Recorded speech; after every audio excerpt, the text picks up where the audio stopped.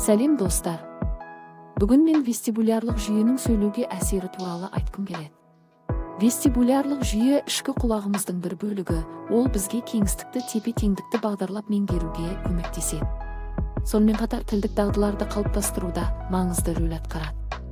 Баланың сөзді түсініп сөйлей бастауына, оның дыбыс және сезімнің қайта өңделуіне есту және вестибулярлық анализаторлардың бірлескен жұмысының нәтижесінде іске асады.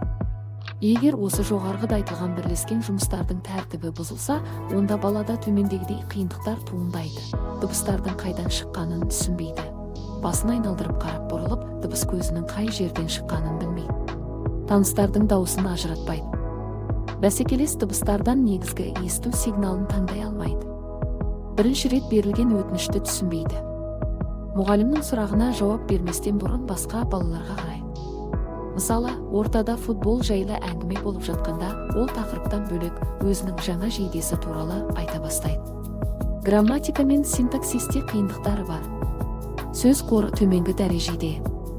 Оқу процесі бұзылған дислексия. Қажет болған жағдайда дауыстап оқу кезінде дислексия айқын көрінеді. Сөйлемді рифма жасай алмайды. Ән айту кезінде жасандылық, жалғандылық кездеседі. Дыбыс артикуляциясы бұзылған. Вестибулярлық аппарат бұлшық ет тонусын реттейді. Сонымен қатар дыбыс артикуляциясына әсерін тигізеді. Біз сөйлеген кезде тіліміздегі, ерніміздегі және тамақ қуысындағы әр түрлі бұлшық еттерді қолданамыз. Біз сөздерді дұрыс айту үшін бұлшық еттердің қысылу, босаңсу күшін бақылауда ұстаймыз. Осы күштерді бұлшық ет тонусы дейміз. Егер бұлшық еттер тонусы өте төмен болса, онда біз бұлшық еттер қимылын дұрыс бақылай алмаймыз. Бұл жағдайда сөздің қате айтылуына келеді. Мысалы, мама сөзінің орнына нама деп айталамыз.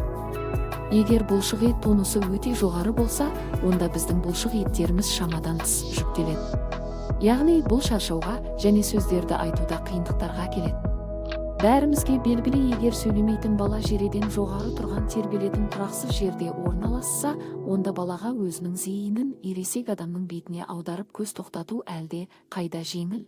Осы кезде сөзді түсінуі жедел болады да, сөйлеу белсенділігі артады. Логопедтер әдеттегідей балалармен сабақты стол үстінде емес, әткеншекте өткізуді ұсына отырып, вестибулярлық функцияның жақсаратынын растайды. Зерттеулер көрсеткендей сөйлеу тілі кідіріске ұшыраған балалардың вестибулярлық жаттығудан кейін ойын кезінде сөйлеу қабілеті белсенді бола бастайды. Бұл әсіресе дәстүрлі логопедиялық сабақтары тиімсіз болған балалар үшін өте маңызды. Демек, вестибулярлық функцияны жақсартуға бағытталған жаттығулар мен ойындар осы саладағы проблемалары бар балалардың сөйлеу тілін айтарлықтай жақсарта алады. Осылайша вестибулярлық жүйе адамда сөйлеудің қалыптасуын, тілдің дамуында маңызды рөл атқарады. Сондықтан, егер сіздің балаңызда сөйлеу проблемалары болса, вестибулярлық функцияны жақсартуға көмектесетін жаттығулар мен ойындар туралы ұмытпаңыз.